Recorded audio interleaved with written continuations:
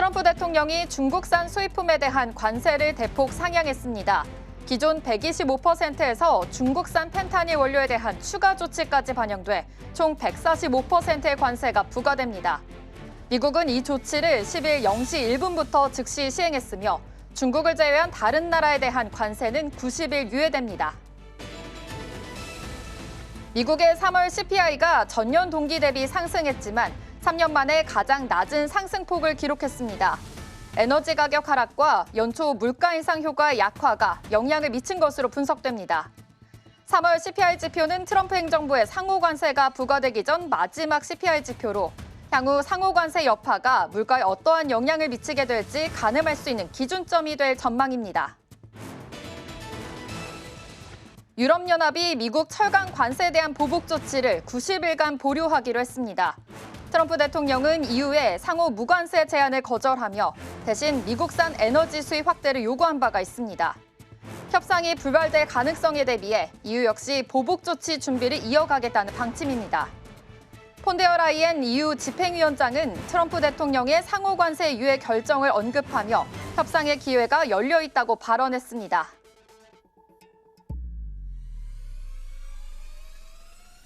밤사이 뉴욕 증시에서 있었던 일 쉽고 빠르게 전해드리겠습니다. 안녕하세요. 글로벌 증시 와이드 진행의 이연아입니다. 이 관세의 유예 효과는 하루 만에 끝이 났습니다. 미국과 중국의 치킨 게임만이 계속되고 있는데요. 이 간밤에는 소비자 물가 지수가 나왔습니다. 3년 만에 가장 낮은 상승률을 기록하면서 인플레이션에 대한 우려를 잠재우기는 했습니다. 하지만 관세 이슈가 계속해서 시장을 흔들리고 있습니다. 네, 역시 어제 너무 많이 올랐던 탓일까요? 3대 지수 모두 동반 급락세로 돌아서면서 트럼프 부세 효과는 벌써 끝난 모습입니다. 자세한 마감 상황 살펴보시죠. 전날 트럼프 대통령의 상호 관세 유예 조치에 환호했던 투자자들은 관세 우려가 모두 사라지지 않았다는 판단 속에 주식을 다시 내다판 모습입니다. 기본 관세 10%와 자동차에 대한 25%의 관세 등 아직 철회되지 않은 관세가 미국 경제에 미칠 영향을 우려한 겁니다. 먼저 기술주 중심의 나스닥 살펴보겠습니다.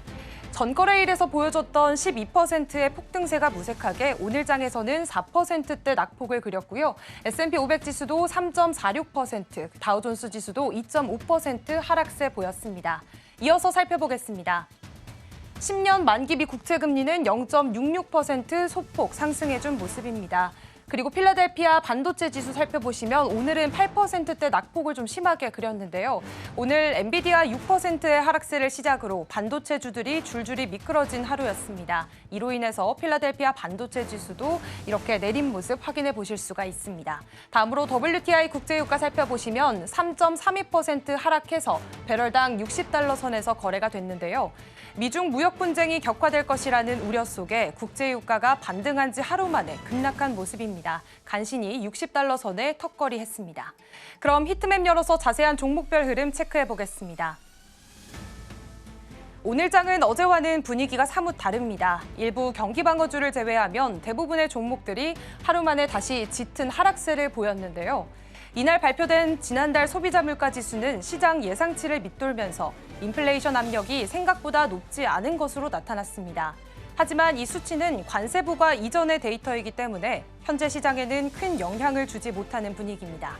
먼저 테크놀로지 서비스 살펴보겠습니다. 네, 테크놀로지 서비스 오늘 전반적인 폭락장 속에서 하락세 보여주고 있습니다. 어제는 10% 넘게 오르는 종목들도 참 많았는데 오늘은 일렉트로닉 아츠만이 2%대 강세 보여주고 있습니다. 나머지 오라클 4.54% 하락했고요. IBM 2.45%, 팔란티어 3.72%로 줄줄이 흘러내린 모습 살펴볼 수 있습니다. 이어서 다른 섹터 살펴보겠습니다. 다음으로 전자기술주 살펴보겠습니다. 일부 상승 종목들이 좀 있기는 했지만 그래도 대체적으로 오늘 장을 버텨내지는 못한 모습입니다.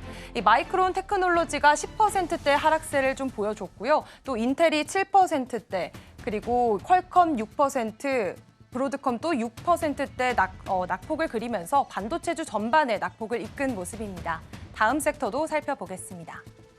금융주들도 역시나 마찬가지입니다. 대장주들을 중심으로 지수를 끌어내리고 있는 모습 확인해 보실 수가 있겠고요. 의료기술 쪽 역시 오늘 약세를 좀 나타냈습니다. 앞으로 의약품 분야까지 품목별 관세가 확대될 수 있다는 불안감이 여전히 시장에 남아있는 모습인데요.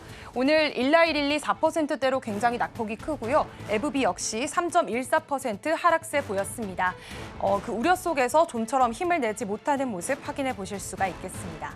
반면 경기 방어주로 손꼽히는 헬스 서비스 섹터 살펴보시면요. 역시나 하락장 속에서도 굳건히 초록불 켜주면서 마감했습니다. 특히 메디케어 정책 변화가 호재로 작용한 게 컸는데요. 대표적으로 유나이티드 헬스그룹의 주가가 2.75% 상승해주면서 오늘 선방을 해준 모습 확인해 볼 수가 있겠습니다. 하지만 결국 어제부터 우려했던 애플과 나이키의 주가도 각각 4%와 8% 정도 하락하면서 약세를 피하진 못했습니다. 간밤에는 백악관 측이 대중 관세율에 대해 정정 발표를 내놨는데요. 125%가 아닌 145%라고 정정했습니다. 기존에 알려졌던 125%에 20%의 펜타닐 관세 비율까지 추가해야 한다고 말한 건데요. 전날까지만 해도 관세 유예 소식에 시장이 잠시 안도했지만 대중 관세가 역대 최고 수준인 145%에 달한다는 현실을 다시 직시한 모습입니다. 미중 관세 전쟁이 거세지는 상황에서 앞서 말씀드린 애플과 나이키는 물론이고요. 테슬라와 스타벅스까지 중국 비중이 큰 종목들 중심으로 낙폭이 두드러졌습니다. 이어서 M7 마감 상황도 살펴보겠습니다. 네, 어제만 해도 M7 종목들의 기세는 대단했는데요. 오늘 장에서는 분위기가 완전히 달라졌습니다. 이날 하락장을 주도하면서 어제 상승분을 대거 반납한 모습이고요. 먼저 애플부터 살펴보겠습니다. 애플은 4.24% 하락해서 190달러에서 거래가 됐는데요. 전날의 대폭적인 상승세를 다시 반납하면서 하락 마감했습니다. 앞서 트럼프 대통령이 상호 관세를 90일간 유예하겠다고 발표하면서 연일 하락세를 보이던 애플 주가는 하루 만에 15.3% 급등했었는데요. 그런데 하루 만에 다시 하락세로 전환하면서 주가 흐름이 다소 불안한 모습입니다. 하지만 일부 투자기관들은 지금이 오히려 매수 기회일 수 있다고 보고 있습니다. 뱅크 오브 아메리카는 보고서에서 애플 주식에 대해 매수 의견을 다시 강조했는데요. 그 근거로는 탄탄한 현금 흐름, AI 기술에 대한 선제적인 투자, 그리고 위기 속에서도 흔들림 없는 실적을 들었습니다. 또 최근의 조정은 고품질 주식을 확보할 좋은 시점이라는 분석도 덧붙였습니다. 한편 애플은 관세 부담을 줄이기 위해 인도산 아이폰 출하량을 늘리는 방안도 검토 중인데요. 파이낸셜 타임즈에 따르면 트럼프 대통령의 관세 조치 이후 애플은 인도에서 미국으로 아이폰을 실은 항공 편수를 늘리기도 했습니다. 다만 오는 9월 신형 아이폰 발표와 함께 가격 인상 가능성도 제기되고 있고요. 이 인상은 전 세계적으로 적용될 전망입니다. 또 애플이 일부 비용을 공급업체에게 떠넘길 수도 있다는 관측도 나오고 있습니다. 다음으로 엔비디아 살펴보겠습니다. 엔비디아 오늘 6%대가량의 낙폭이 좀 큰 모습입니다. 107달러 선에서 거래가 됐는데요. 트럼프 행정부가 엔비디아의 H20칩에 대한 중국 수출 제한 조치를 내리려다가 결국 철회했다는 소식 어제 전해드렸습니다. 이 조치는 젠슨 황 CEO가 지난주 트럼프 대통령의 사저가 있는 마러라고 만찬에 참석한 이후 번복됐는데요. 당시 젠슨 황은 미국 내 AI 데이터 센터에 대한 대규모 투자 계획을 약속했고 그 직후 H20칩이 규제 리스트에서 제외됐습니다.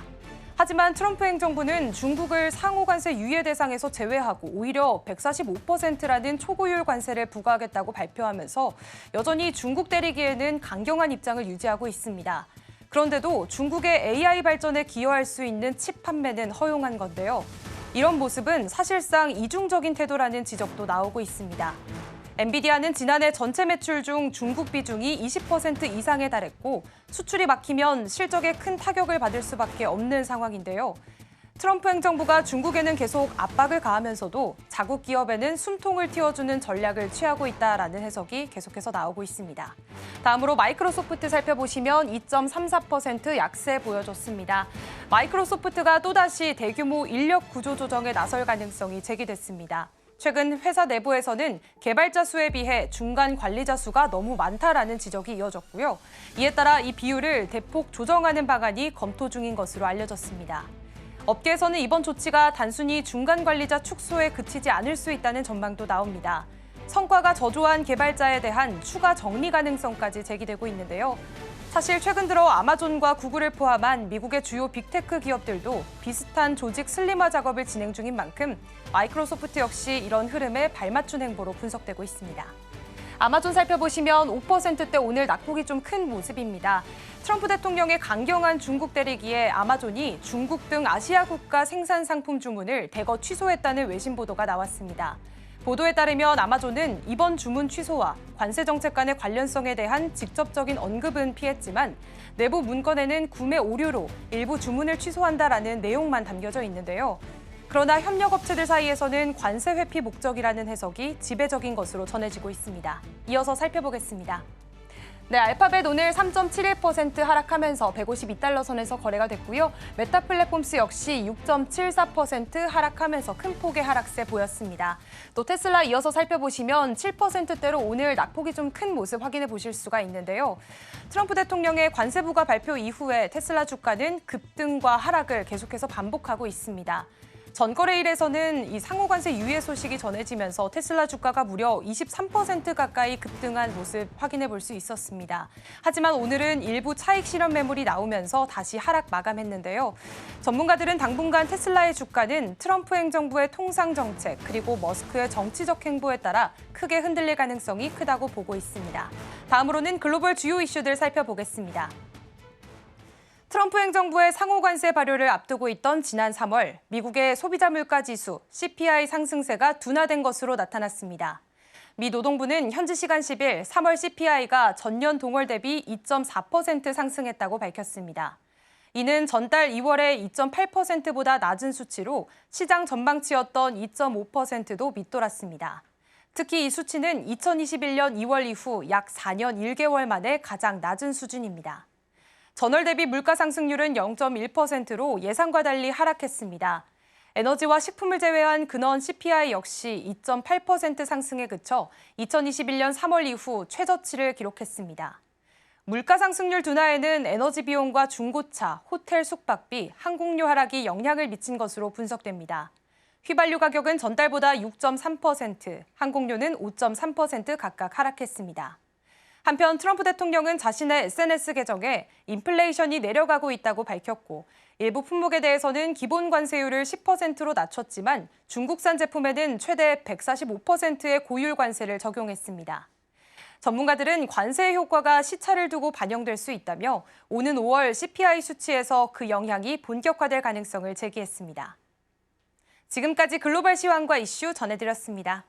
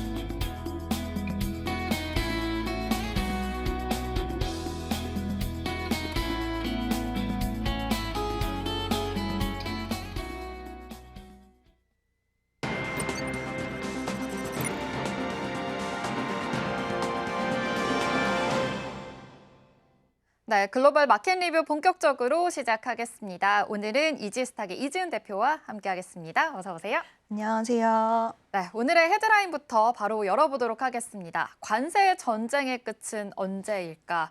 또 저희가 방송 들어오기 전에 언제 이게 끝나나라고 또 한마디 하셨는데 사실 어제는 또 분위기가 좋았습니다. 미증시에서 이 상호 관세를 유예하겠다, 90일간 유예하겠다라고 해서 이제 모든 투자자분들이 조금은 환호를 해주는 모습이었는데요. 오늘은 정말 다시 이 상황이 뒤바뀌었습니다. 나스닥이 4% 빠졌고요. S&P 500 지수도 3%. 어제 상승분을 좀 다소 반납을 하는 모습이었는데요.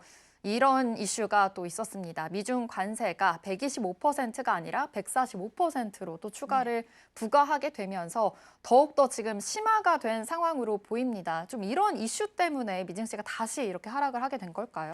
네, 일단 그 전날 12% 정도 가까운 상승이 나오면서 사실 네. 지수가 이렇게까지 오를 수 있나라는 생각이 들 정도로 큰 폭의 상승이 나왔고, 만약에 CPI 발표치만 좋게 이어진다라고 했을 때는 이 상승 흐름이 좀 지속될 수 있겠다라고 시장에서는 상당히 좀 기대를 했습니다. 근데 CPI가 예상치를 하회를 했어요. 코어까지도 하회를 하는 모습이 나와줬는데 또 여기서 예상 밖의 변수가 등장을 했습니다. 방금 말씀하신 그 관세 관련돼서 중국의 관세가 20%또 추가가 되면서 145%까지 이야기가 나왔고, 관세 내역이 공개가 되면서 시장에서는 상당히 또 부담감을 느꼈고요. 이대로 미중 무역 갈등이 좀 지속될 수 있겠다. 그리고 미국의 입장에서 이렇게 강경한 스탠스, 사실 트럼프가 발언 자체는 빨리 협상을 했으면 좋겠다. 양쪽 국가에 모두 좋은 결과를 가지고 올 것이다라고 말은 하고는 있지만 숫자는 계속 높이고 있다 보니 시장에서는 이 우려감, 관세로 인한 뭐 경기 침체까지, 그리고 물가 상승 이런 것들을 계속해서 우려를 하고 있고요. 결국 이 부분이 시장을 좀 끌어내렸다라고 보시면 될 것 같습니다. 네, 지금 말씀해 주신 대로 지금 중국산 펜타닐 원료에 대해서도 추가 관세까지 조치가 되면서 총 145%의 관세가 부과가 되기로 했습니다. 좀 이에 대해서 좀 글로벌적으로 다들 좀 다시 또 겁을 먹고 걱정이 되고 있는 상황이다라는 점 다시 파악을 해보시면 될 것 같은데요.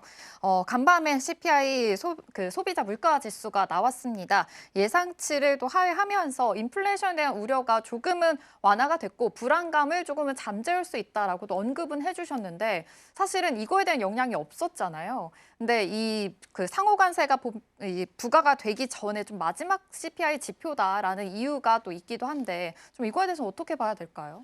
일단 시장에서 바라보는 시각은 이제 시작되기 전에 시작도 네. 안 됐는데 올라오면 더 심각하기 때문에 시작되기 전에는 올라오지 않았으면 좋겠다라는 그런 시선들이 있었는데, 다행히 또 시선이 맞춰져서 예상치를 하회를 했는데 막상 또 뚜껑을 열고 예상치를 하회하니까 이야기 나왔던 부분은 아직 관세가 반영이 되지 않았기 때문에 이게 관세 우려가 시작이 되고 나서는 어떤 식으로 얼만큼 큰 영향을 끼칠지는 모르는 것이다라는 쪽에 좀 해석들이 많이 튀어나오기 시작을 했고요. 지금 글로벌 IB 쪽에서 많은 경제학자들도 발언들을 쏟아내고 있는데 정말 엇갈린 반응들이 많이 나오고 있는 상황입니다. 트럼프의 관세 정책이 그래도 잘 되고 있다라고 이야기를 하는 사람들도 있는 반면에 앞으로 얼만큼 물가가 올라갈지, 또 이게 결국엔 얼만큼 크게 사람들의 수요를 위축시키고 결국에는 경기 침체까지 끌고 갈지는 우리는 예측하긴 힘들지만 상당히 심각한 상황인 것 같다라는 부분들도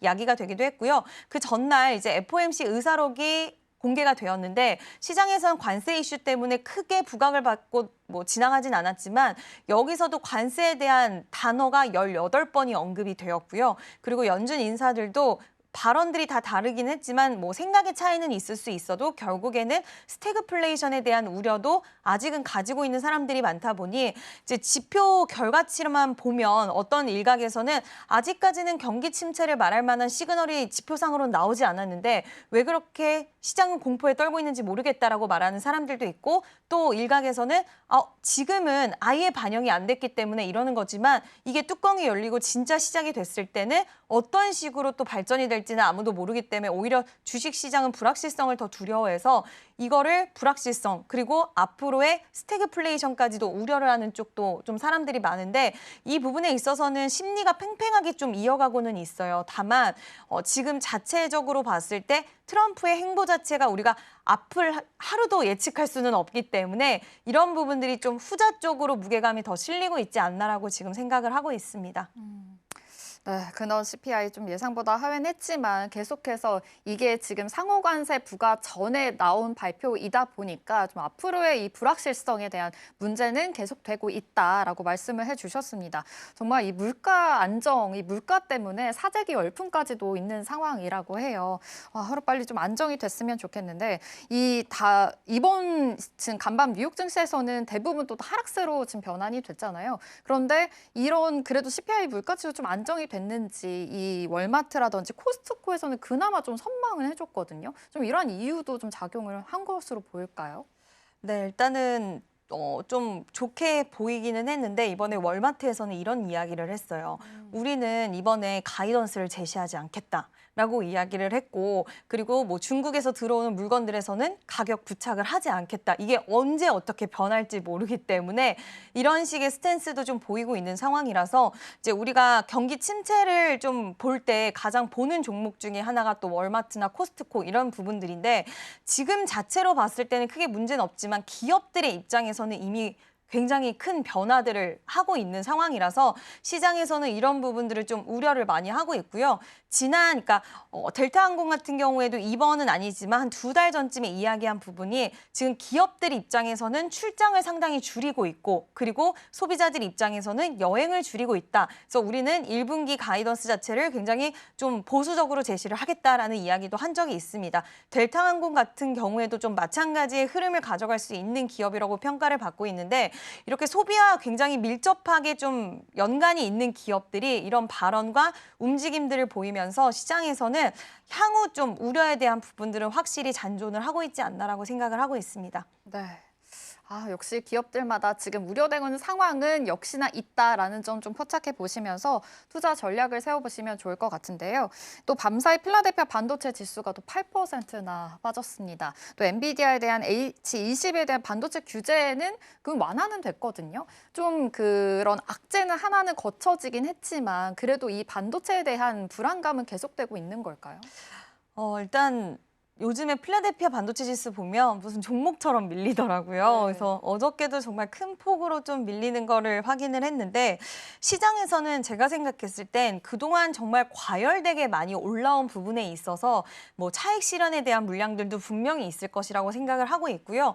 또 이제 그동안 옛날 같은 경우에는 빅테크 기술주들 같은 경우에는 올라간 이후에 한번 밀리고 나면 빠르게 주가 회복이 나타나는 양상을 보여줬는데 최근에는 그렇지 못하고 있어요. 그러다 보니까 심리 자체가 좀 약해지는 부분들도 분명히 있다라고 보고 있고 또 여기서 만약에 정말 경기 침체, 수요 위축 이런 쪽으로 갔을 때 그러면 기업들의 입장에서는 이번에 실적 발표를 이제 이달 말부터 굉장히 많은 기업들, 뭐 마이크로소프트부터 해서 실적 발표를 하게 되는데 그렇게 됐을 때 기업들이 가이던스나 그리고 캐펙스 투자에 대해서 혹시라도 굉장히 보수적인 의견들을 제시하면 어쩌지? 돈 투자를 그렇게 강하게 하지 않으면 어쩌지? 라는 시장의 그런 해석들도 좀 저는 있다라고 보고 있어서 이런 부분들이 결국에는 예전만큼 강하게 종목들을 끌어올려주기에는 좀 어려운 환경들이 지속되고 있지 않을까라고 보고 있고요. 그 트럼프 행정부 자체가 언제 어떻게 튈지 모른다는 부분, 또 기업들 입장에서는 중국의 공장을 많이 갖고 있거나 뭐 베트남, 이게 유예가 되긴 했지만 사실 관세가 사라진 것은 아니거든요. 여전히 관세가 앞으로 기업들의 입장에서 갖고 올 수 있는 그런 파장에 대해서 이제 투자자들은 미리 걱정을 할 수밖에 없기 때문에 투자를 하는 데 있어서 이런 부분들이 결국 반영이 되고 있고 한 번 상승이 나온다 하더라도 굉장히 좀 체력적으로는 예전에 비해서는 약한 모습을 좀 보여주고 있지 않나라고 생각을 하고 있습니다. 네, 이 관세 이슈에 대한 피로감은 계속되고 있는 상황으로 보입니다. 그런데 TSMC가 또 매출이 잘 나왔습니다. 전년 동기 대비해서 41%나 지금 상승하는 흐름을 보여주긴 했는데 이거에 대해서는 그래도 좀 긍정적인 시그널로 봐도 괜찮을까요? 긍정적인 부분들은 있긴 하겠지만 시장은 지금 이제 앞으로 TSMC 같은 경우에 또 하웨이 쪽으로의 뭐 칩을 또 불법적으로 유통을 했다. 그래서 벌금을 부과한다. 이런 이야기도 있는 상황이고 결국엔 수요가 위축되고 그리고 만약에 중국에서의 이제 물량들이 갔을 때 뭐 이제 앞으로 그 관세 이슈에 있어서 누가 그 부분에 있어서 피해를 보는지의 여부들. 그러니까 시장에서는 엔비디아는 막상 관세 관련돼서 피해는 없을 거라고 봐요. 오히려 완제품에 대한 문제가 발생할 수 있기 때문에 그거는 엔비디아는 오히려 영향이 좀 제한적일 수 있다라고 보고 있고 TSMC 쪽은 오히려 좀 영향이 있을 수 있다라고 보는데 지금 미국 쪽에다가 공장을 우리가 짓겠다라고도 이야기를 했고 근데 막상 그렇게 했지만 현대차랑 좀 비슷한 것처럼 뭐 딱히 베네핏이 있거나 하지는 않은 상황 속에서 시장에서는 지금 숫자가 잘 나오기는 했지만 앞으로 이게 유지가 될 수 있을 것이냐라는 부분에 좀 더 초점을 맞추고 있는 거라고 생각이 들어서 이 관세에 대한 이슈가 좀 지나가지 않는 이상은 당장은 아무리 돈을 잘 벌고 있었던 기업이라고 해도 이제 앞으로도 그게 유지될 수 있을 것이냐 그리고 기업들이 이제 AI 시장에 대해서 만약에 규모가 축소되거나 하는 그런 이제 투자의 규모의 축소라든지 이런 부분들이 발생을 했을 때 거기까지 생각을 해서 우려를 좀 하고 있지 않나라고 생각을 하고 있습니다. 네, 이런 관세에 대한 이슈가 좀 완벽하게 해소되지 않는 한 좀 계속해서 불안정한 상황은 이어질 것 같습니다. 그런데 이런 모든 것을 좀 해결해 줄 수 있는 거는 뭐 파월이다라는 분석도 나오고 있는 상황입니다. 이제 금리 정책이 좀 중요한 시점이 될 것 같은데요. 이 전망에 대한 우려는 있지만 이 금리에 대한 이야기 어떻게 생각하실까요? 일단 트럼프 풋이 최근에 나왔다가 좀 그 효과 약발이 굉장히 빨리 떨어진 느낌인데요. 일단 파월 풋을 기대하는 시장은 있지만 저는 이게 파월 같은 경우에 상당히 신중한 태도를 지금까지 고수를 했었던 상황이고 일단 지표, CPI 결과치 자체가 예상치를 하회를 했잖아요. 근데 우리가 지금 시장 참여자들은 앞으로 관세가 부과가 됐을 때 어떤 효과를 가져올지에 대해서 부정적인 측면을 계속해서 생각을 하다 보니까 그 금융시장 자체, 자산시장 자체가 크게 흔들리는 건데 아마 이번에 파월은 물론 관세가 영향을 줄 거긴 하겠지만 얼만큼 줄지 그리고 어느 기간만큼 줄지는 여전히 모호하다. 왜냐하면 데이터 기반으로 항상 이야기를 하는데 관세 부과된 데이터가 나오지는 않았고 관세 부과되기 전의 데이터는 예상을 하회했기 때문에 아마 이번에도 금리 인하에 대한 시그널을 명확하게 주지는 않지 않을까 저는 개인적으로는 그렇게 좀 생각을 하고 있고요. 파월이 만약에 금리 인하에 대한 시그널을 조금 더 명확하게 준다라고 했을 때 시장의 분위기는 좀 바뀔 수 있지 않을까. 근데 이번에 FOMC 의사록이 공개가 되고 나서 여전히 올해 2차례 금리 인하에 대한 스탠스는 크게 바뀌지 않았고요. 지금 패드워치에서도 6월 달에서도 금리는 동결될 수 있는 확률이 높다라고 보는 걸 봤을 때는 아마 파월 풋을 시장에서는 그러니까 어느 정도 완화된 이야기는 해줄 수는 있겠지만 시장을 끌어당겨줄 수 있을 만큼의 이야기를 파월의 지금까지의 성향상 그리고 지금 트럼프와의 약간의 대립 관계에 있는 가운데 그거를 쉽게 하지는 않을 것이다라고 보고 있는 것 같습니다. 파월 풋은 지금 기대하고 있는 향상이지만 좀 이 점은 계속 관망세로 지켜보셔야 할 것 같습니다. 또 이 상호관세 부과를 90일간 유예하겠다라고 발표한 것에 대한 좀 구체적인 이유를 또 따져보자면 이 국채 매도세가 좀 심상치 않았다라는 분석들도 나오고 있습니다. 지금 뭐 금융위기 수준까지 올라간 상황인데 국채 금리 오늘은 조금 소폭 올랐거든요. 좀 이러한 점은 어떻게 보실까요?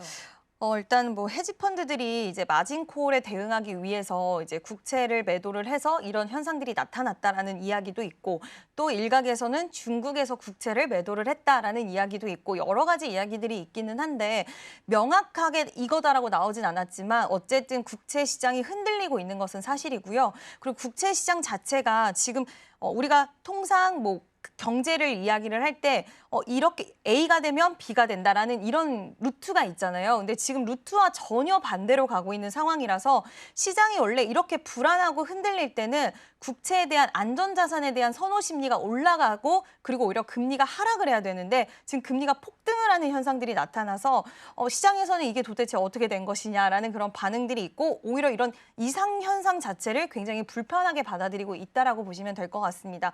그래서 이 부분은 트럼프는 사실 지금 미국의 부채가 워낙 많기 때문에 리파이낸싱을 해야 되는 상황에서 금리가 떨어지는 것을 원하고 있어요. 빠지는 것을 원하고 있는데 또 그가 원하는 대로 가지도 않고 있는 상황이고 여러 가지 경제 상황 자체가 지금 혼조를 보이고 있어서 그래서 시장은 더 불안해하는 것들도 확실히 있다라고 생각을 하고 있습니다.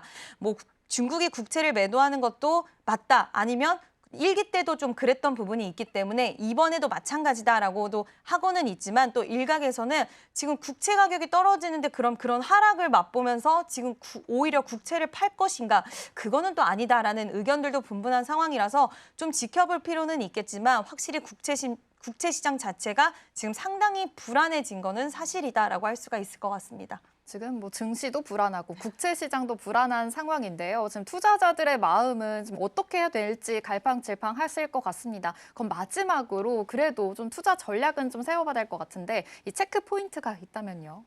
일단 지금은 뭐 보유하고 계신 종목이 어떤 지금 뭐 성과를 내고 있는지 제가 명확히는 알 수는 없겠지만 일단 크게 내가 어떤 명확한 이유를 보고 들어갔다라고 이 종목을 샀다라고 하신다면 저는 뭐 매도도 그렇고 매수도 그렇고 지금은 크게 액션을 취할 시기는 아니라고 좀 생각을 합니다.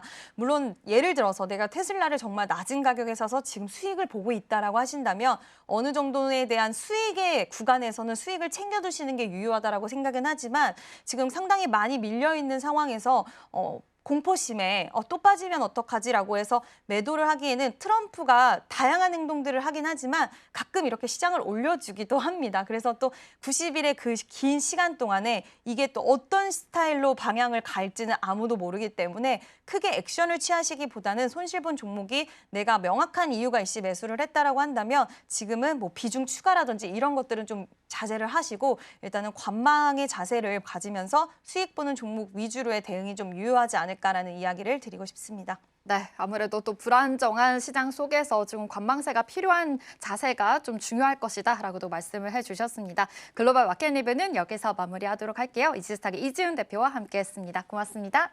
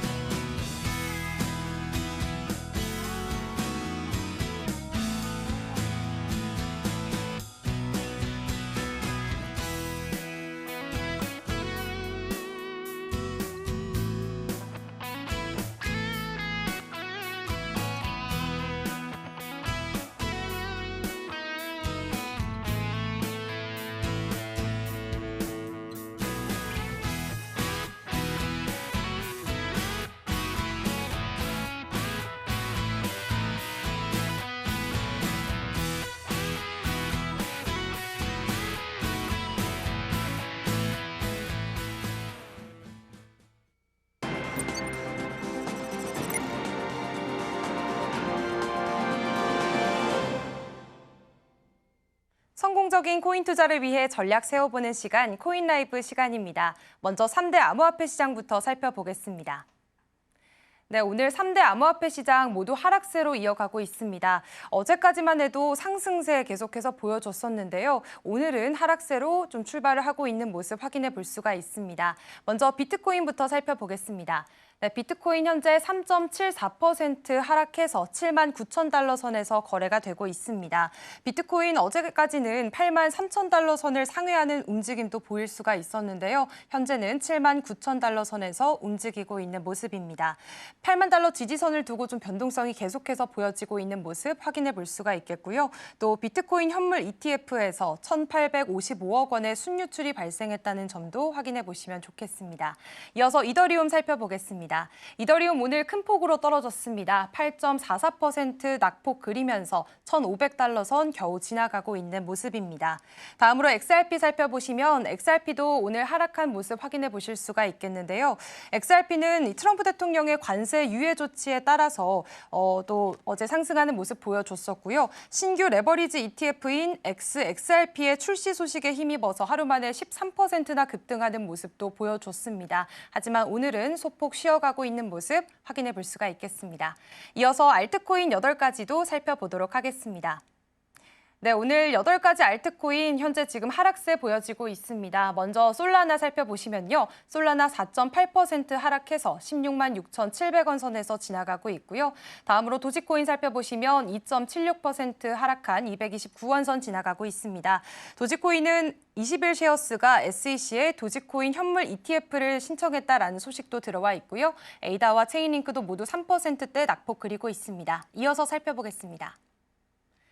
네, 현재 아발란체만 제외하고는 나머지는 다 하락불 들어와 있습니다. 아발란체 0.33% 상승하면서 27,160원 선 지나가고 있고요. 스위코인과 스텔라룸에는 4%대 낙폭 그리고 있고 시바이누는 1.65%대 하락세 보여지고 있습니다. 이렇게 급변하고 있는 암호화폐 시장 속에서 과연 어떤 투자 전략 세워보면 좋은지 전문가와 함께 이야기 나눠보도록 하겠습니다. 코인 라이브 시작합니다.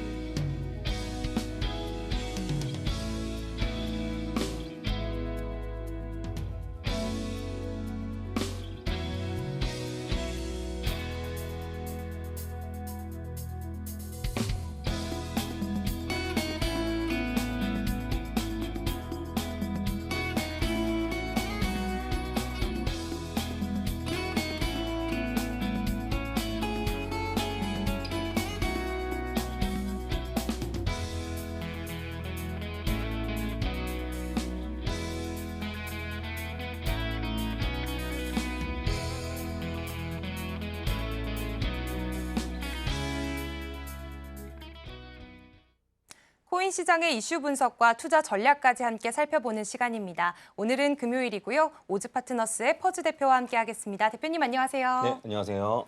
네, 저희가 지난 시간에는 코인 시장에서의 이동평균선을 어떻게 활용하는지 그리고 볼린저 밴드에 대해서도 짧게 살펴봤는데요.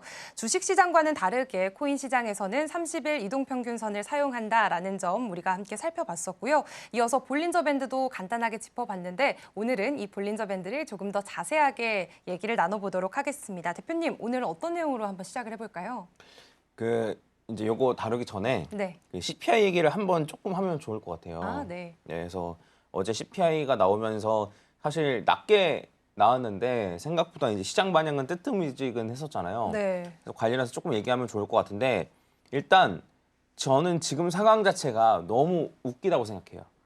왜죠? 뭐냐면 이게 어쨌든 그 결과적으로는 모든 나라에 관세가 10%씩 부과된 거잖아요. 네, 맞습니다. 근데 그 원래 0에서 전 세계가 다 10%씩 올랐음에도 불구하고 다들 안도하고 환희하고 그렇죠? 네. 그러니까 10% 오른 건데. 네, 사실상 결과적으로 네, 보면 네. 오르긴 한 건데. 네. 그리고 보복을 할 거라는 꿈도 안 꾸고 있죠 지금. 어느 그렇죠. 나라든. 그리고 추가 협상 우리 해줄게, 관세 내려줄게 이러면서 보따리를 들고 오는 상황이고 그 다음에 전 세계 모두가 이제 미국이 이제 중국을 이제 이렇게 때리는 거에 대해서 아무 말도 못 하고 있는 상황인 거죠. 네. 그래서 정말 이걸 의도했는지 모르겠지만 트럼프가 정말 장사를 잘한다. 라는 생각이 좀 들었어요. 그래서 한번 좀 얘기를 해봤고 이거 관련해서 어쨌든 CPI는 생각보다 낮게 나왔는데 근데 이제 CPI가 낮게 나오면서 금리를 낮추는 데는 사실 부담이 없어졌거든요. 네. 그래서 실제로도 보면은 9월까지 그러니까 9월 이거 CPI 지수 발표되기 전 같은 경우에는 9월까지 2번 이상 이제 그 금리 인하를 할 가능성이 한 75% 정도였는데 지금은 92% 정도로 올라갔거든요. 네. 그래서 실제로 달러 인덱스도 그거와 동시에 어쨌든 좀 하락을 했고 그래서 이제 금리 인하한다는 부담감은 없어졌다라고 보시면 될 것 같은데 근데 이제 추가적으로 생각보다 낮게 나왔네 경기 침체인가?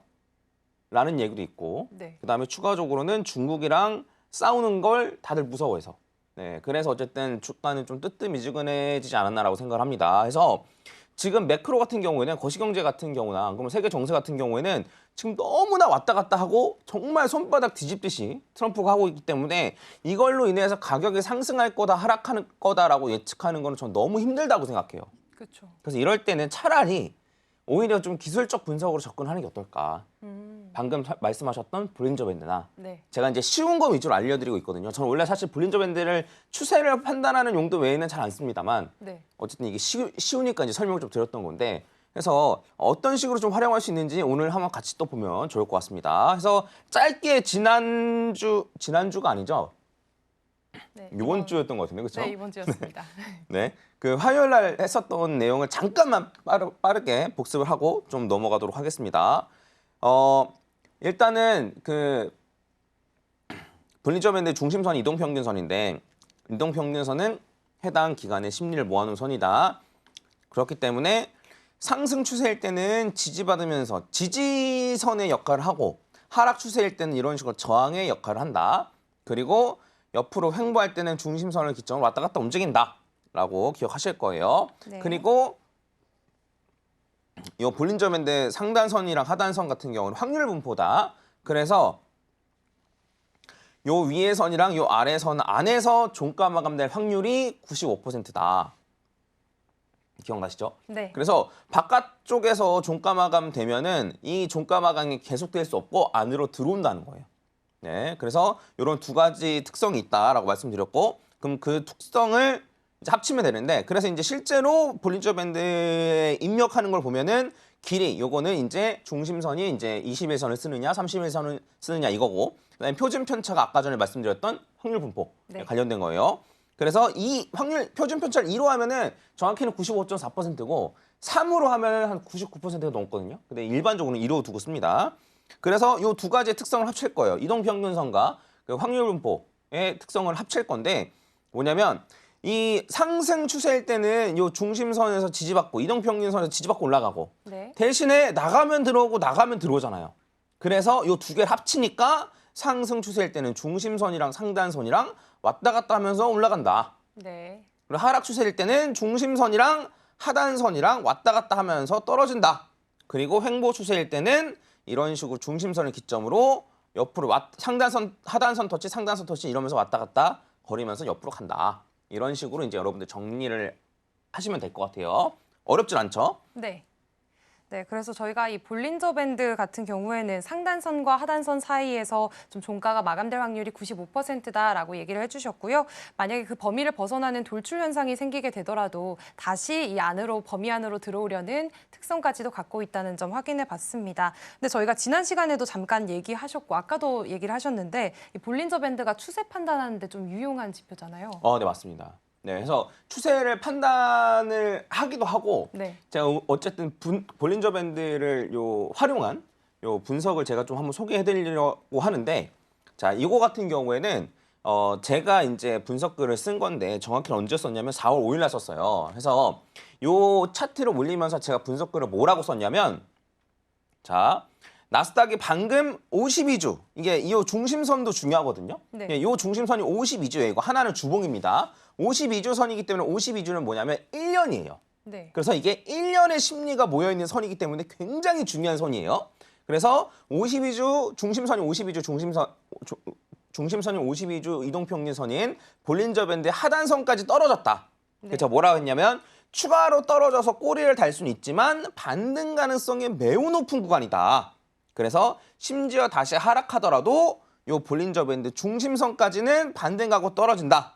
예, 심지어 리먼 사태 때도 그랬고요. 네. 그다음에 닷컴 버블 때도 반등을 했어요. 그래서 만약에 한다못해 더 떨어진다 하더라도 중심선까지 반등할 가능성이 높다라고 얘기를 했는데 이때 당시만 해도 분위기를 아마 앵커님도 아마 느끼실지 모르겠지만 거의 많은 전문가들이 이제 하락 시작이다. 네. 나시겠죠? 네. 네. 하락 시작이다. 지금 뭐 큰일 났다. 이제 관세 전쟁 시작이다. 막 난리 났다라고 했는데 저는 그 상황에서 어쨌든 반등할 가능성이 높다라고 제가 올린 거예요. 근데 이제 많은 분들이 아시겠지만 그 하락할 때는 그냥 하락한다고 하는 게 마음 편해요. 네. 남들이 다 하락한다고 할 때 저도 같이 하락한다고 말하면 저도 편해요.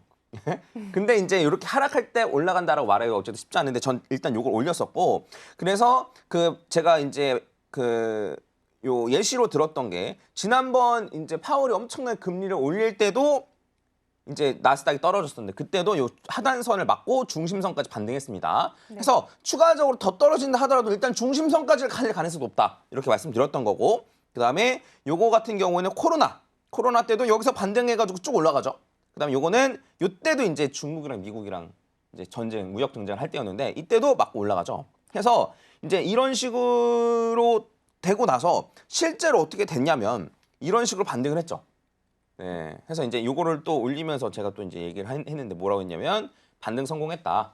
예, 성공했고 지금은 또 약간 떨어져 있죠. 이게 제가 어제 캡처한 거라서 그런데 그래서 이제 이제부터 중요한 거 뭐냐면 중심선을 뚫느냐 못 뚫느냐가 중요하다. 네. 왜 중심선을 뚫느냐 못 뚫느냐가 중요하냐면 자 여기서 중심선을 일단 뚫고 올라가면 그러면 횡보예요. 그러니까 보시면 아시겠지만 여기 중심선이랑 상단선이랑 왔다 갔다 하면서 올라가면 얘는 상승 추세죠. 네. 근데 요 중심선 아래로 떨어지고 나서 다시 중심선 위로 올라가면 횡보거나 아니면 상승 추세인 아, 네. 건데 근데 요거를 뚫지 못하고 다시 떨어지면 그러면 하락 추세라고 볼 수 있는 거예요. 네. 저점을 갱신할 수 있고 그래서 지금부터는 일단 요 중심선을 뚫는 게 중요하다라고 볼 수 있을 것 같아요. 그래서 이런 식으로 이제 저희가 좀 판단을 해볼 수 있다는 거죠. 뭐냐면 제가 제일 안타까운 게 이런 거예요. 뭐냐면 여기에서 파신 분들이 얼마나 많았을까요, 그렇죠? 그렇죠. 요 아래에서 떨어질 것 같아서. 맞아요. 네. 더 떨어질 것 같아서 이제 하락 시작일 것 같으니까 그리고 모든 언론에서 전문가들 와가지고 더 하락한다고 하니까 네. 물론 아니신 분들도 있고 저도 뭐 사기 좋은 자리다라거나 뭐 어쨌든 이런 뭐 지금 팔 타이밍 아니다라고 말씀하시는 분들도 많았겠지만 분위기가 딱 보면 알잖아요, 그렇죠? 근데 요런 만약에 이제 이런 기술적 분석을 우리가 활용을 할 수 있다면 자 말씀드렸잖아요. 요 하단선 아래에서 종가 마감될 확률 5%밖에 안 된다, 그렇죠? 네. 그다음에 두 번 연속 종가 마감될 확률은 0.25%밖에 안 돼요. 그럼 네. 어쨌든 안으로 들어온다는 소리잖아요. 그래서 들어오는 걸 좀 확인하고 중심선 근처까지 올라갈 거야. 그럼 중심선 근처까지 갔을 때 현금화를 좀 생각하던가. 그러니까 현금화를 하고 싶다면 현금화를 그때 이제 요 타이밍에 와서 한번 생각을 해보거나 이럴 수 있다라는 거죠. 그래서 저는 뭐 손절을 하든 익절을 하든 매도도 정말 똑똑하게 해야 된다라고 생각을 하고 지금은 트럼프가 워낙 진짜 손바닥 뒤집듯이 막 뒤집기 때문에 제 개인적인 생각으로는 좀 요거를 차라리 이런 쪽으로 기술적 분석으로 접근해서 좀 매매 전략을 짜시는 게 어떨까라고 좀 생각을 하고 있습니다. 네, 방금 이렇게 볼린저 밴드를 활용해서 이런 상승 추세를 좀 미리 예측해 볼 수 있었다라는 대표님의 말씀이 있었는데요. 사실 이 볼린저 밴드가 이 하단선을 맞고 다시 올라오려는 성질이 있기 때문에 그래서 지금 현상에서는 볼린저 밴드가 하단선 근처까지 떨어지면서 당시에는 반등 가능성이 꽤 높았던 상황이었다는 점을 확인해 볼 수가 있었습니다.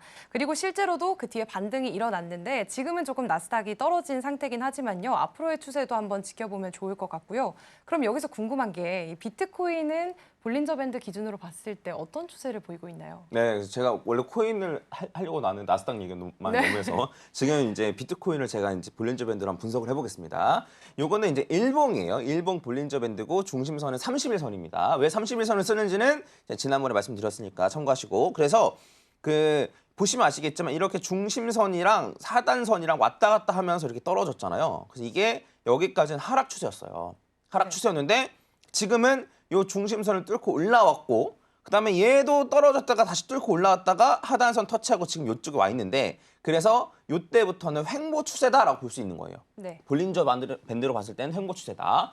그래서 어제 같은 경우에는 요 중심선을 못 뚫고 기가 막히게 또 중심선에서 저항을 받았죠. 네. 네, 이런 거 보면 저는 신기하다고 생각을 하는데 어쨌든 여기를 뚫지 못했으니까 일단 첫 번째로 비트코인이 해야 될 움직임은 요 중심선을 뚫고 올라오는 거예요. 네. 네, 그리고 상단선을 터치하고 나서 어쨌든 조정을 받을 텐데 이 조정을 받을 때 요 중심선에서 지지받고 올라가 주면 그러고 나서 고점을 갱신하면 그러면 다시 횡보 추세에서 상승 추세로 전환이라고 볼 수 있을 것 같고 어쨌든 저희는 요거를 기다려야 됩니다. 네. 그래서 이거를 어쨌든 참고하시면 되고 그래서 간단하게 예시를 들어서 말씀드리면은 작년 한 10월, 11월 정도의 움직임을 보이는 게 제일 좋아요. 보시면은 이때도 마찬가지로 중심선을 기점으로 하단선 터치하고 상단선 터치하고 하단선 중심선 뚫고 떨어진 다음에 다시 상단선 터치했는데 이때 조정 받았을 때 이 중심선에서 지지를 받았잖아요. 네. 그리고 재차 고점을 돌파하고 또 중심선을 지지를 받고 그 이후에 폭발적으로 상승을 했단 말이에요. 그래서 요 모습을 이제 우리가 기대를 해야 될 것 같다라고 이제 보시면 될 것 같고 그다음에 만약에 중심선을 못 뚫고 만약 저점을 좀 갱신하면 좀 하락 추세가 좀 이어지는 것도 염두에 둬야 될 것 같다. 좀 이렇게 생각을 하시면 좋을 것 같습니다. 그래서 만약에 매수나 매도를 생각하시는 분들 같은 경우에는 이걸 좀 참고하셨으면 좋겠고 네. 그다음에 비트코인 같은 경우에도 이제 52주 이동평균선이 중심선인 요 볼린저 밴드가 굉장히 좀 중요한데 보시면 아시겠지만 계속 여기서 지지를 받고 있어요. 네. 그래서 지금도 지지를 받고 있고 그래서 저는 이 52주 이동평균선이 뚫리지 않으면은 비트코인의 상승 추세는 계속 유지가 아닐까.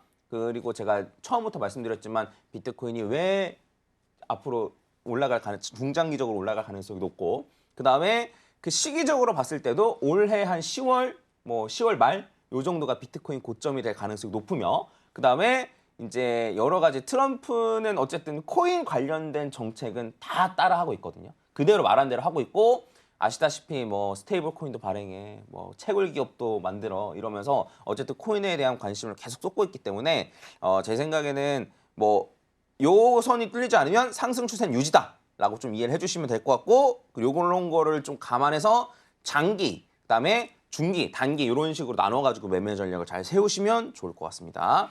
네, 저희가 방금까지 이 볼린저 밴드를 통해서 비트코인이 이제 중심선을 뚫고 이제 지지선을 지탱받아서 올라가게 되면은 상승 추세에 올라갈 수 있다라는 점 확인해 볼 수가 있었습니다. 요즘처럼 이 코인 시장이 조금 혼란스러운 상황 속에서 이 볼린저 밴드를 통해서 조금 시장의 전체적인 방향성을 파악해 보시면 좋겠고요. 이 내용들을 잘 참고하시면 앞으로의 좀 나침반이 될 수 있지 않을까라는 점까지 오늘 한번 짚어봤습니다. 지금까지 오즈 파트너스의 퍼즈 대표와 함께했습니다. 감사합니다. 감사합니다.